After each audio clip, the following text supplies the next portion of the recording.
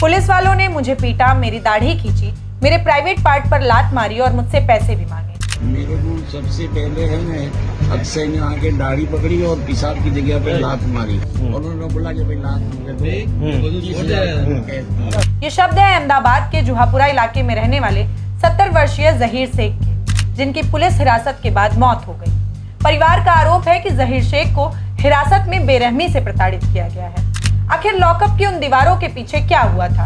आज के इस वीडियो में हम बात करेंगे जहीर शेख की, भारत में बढ़ते कस्टोडियल डेथ के मामलों की और इससे जुड़े कुछ ऐतिहासिक घटनाओं की। नमस्कार, मैं हूं पाटेश्वरी सिंह और आप देख रहे हैं ऑब्जर्वर पोस्ट। सबसे पहले समझते हैं कि पूरा मामला क्या था। यह मामला 5 मई को जुहापुरा के नेहा फ्लैट्स के पीछे हुई एक छापेमारी से शुरू हुआ, जहां वेजलपुर पुलिस ने लगभग 520 किलोग्राम गोमांस बरामद करने का दावा किया और 3 लोगों को गिरफ्तार किया। लेकिन इस कार्रवाई के तुरंत बाद विवाद खड़ा हो गया, जब आरोप लगे कि एक पुलिस सब इंस्पेक्टर और 2 कांस्टेबल ने सोनल सिनेमा रोड के पास पीसीआर वैन में गिरफ्तार आरोपियों को सरेआम कोड़े मारे थे। इस घटना की वीडियो भी सोशल मीडिया पर काफी वायरल हुई। इसके बाद 16 मई को सरखेज पुलिस ने इस मामले के चौथे आरोपी 70 वर्षीय जहीर शेख को बीफ रखने के आरोप में हिरासत में लिया। जहीर शेख की मौत से ठीक पहले का एक वीडियो सामने आया, जिसे उनके बेटे ने रिकॉर्ड किया था। इस वीडियो में अधमरी हालत में लेटे जहीर शेख ने पुलिस पर रूह कपा देने वाले आरोप लगाए। उन्होंने कहा कि पुलिस कर्मियों ने हिरासत में उनके साथ बेरहमी से मारपीट की, उनकी दाढ़ी खींची, उनके प्राइवेट पार्ट पर लात मारी और मामले को रफा दफा करने के लिए रिश्वत की मांग की। वीडियो में उन्होंने अक्षय नाम के एक पुलिस अधिकारी का खास तौर पर नाम भी लिया। परिवार और स्थानीय लोगों का आरोप है कि जहीर शेख को हिरासत में प्रताड़ित किया गया। हालांकि पुलिस ने टॉर्चर के इन सभी आरोपों को एक सिरे से खारिज कर दिया है। पुलिस के अनुसार 18 मई को शाम करीब 4:30 बजे आरोपी को गिरफ्तार किया गया और उसी रात आरोपी की पत्नी पुलिस स्टेशन आई और उसे दवा दी। पुलिस के अनुसार दवा लेने के कुछ समय बाद ही आरोपी की तबीयत अचानक बिगड़ गई, जिसके बाद पुलिस ने तुरंत उन्हें इलाज के लिए अस्पताल पहुंचाया।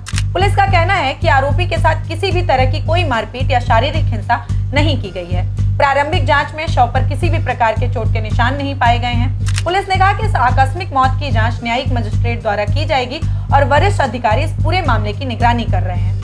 अब सच क्या है, यह तो एक निष्पक्ष न्यायिक जांच के बाद ही साफ हो पाएगा। लेकिन भारत में कस्टोडियल डेथ कोई नई बात नहीं है। राष्ट्रीय मानवाधिकार आयोग यानी NHRC के आंकड़ों के मुताबिक भारत में हर साल सैकड़ों लोग पुलिस और न्यायिक हिरासत में मौत का शिकार होते हैं, लेकिन शायद ही जिम्मेदार अधिकारियों को कभी कोई सजा मिलती है। 2025-26 में 15 मार्च तक देश में 170 कस्टोडियल डेथ दर्ज की गई। पिछले 5 सालों में यह संख्या हर साल 140 से 176 के बीच रही है। लेकिन इतने मामलों के बावजूद पिछले 5 सालों में केवल एक मामले में कार्रवाई दर्ज की गई है।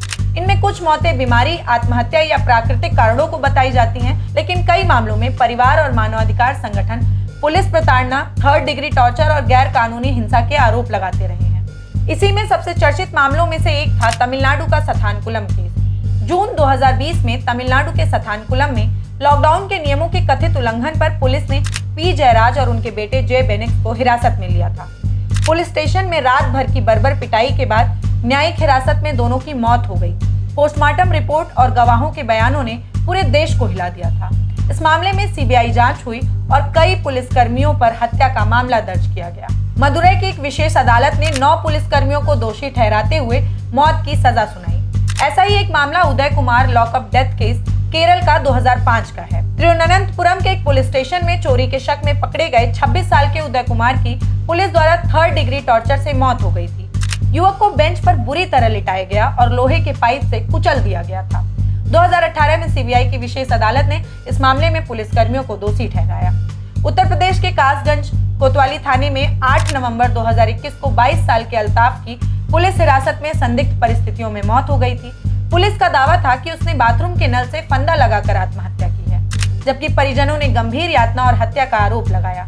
उनका कहना था कि 5.5 फुट का आदमी 2 फुट के नल से लटक कर खुदकुशी कैसे कर सकता है। परिजनों के भारी विरोध और राजनीतिक दबाव के बाद घटना के 4 दिन बाद यानी 13 नवंबर 2021 को अज्ञात पुलिस कर्मियों के खिलाफ धारा 302 के तहत FIR दर्ज की गई। लेकिन अब सवाल ये है कि कानून क्या कहता है। भारतीय संविधान का अनुच्छेद 21 हर नागरिक को जीवन और व्यक्तिगत स्वतंत्रता का अधिकार देता है।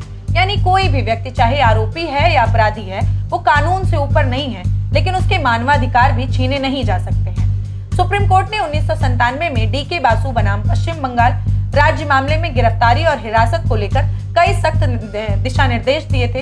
इस गाइडलाइन के अनुसार किसी भी आरोपी को हिरासत में शारीरिक या मानसिक प्रताड़ना देना पूरी तरह गैर कानूनी है। चाहे आरोपी ने कितना भी बड़ा अपराध क्यों न किया हो, सजा तय करने का अधिकार सिर्फ अदालत को है, पुलिस को नहीं। यानी कि हिरासत में हिंसा पूरी तरह गैर कानूनी है।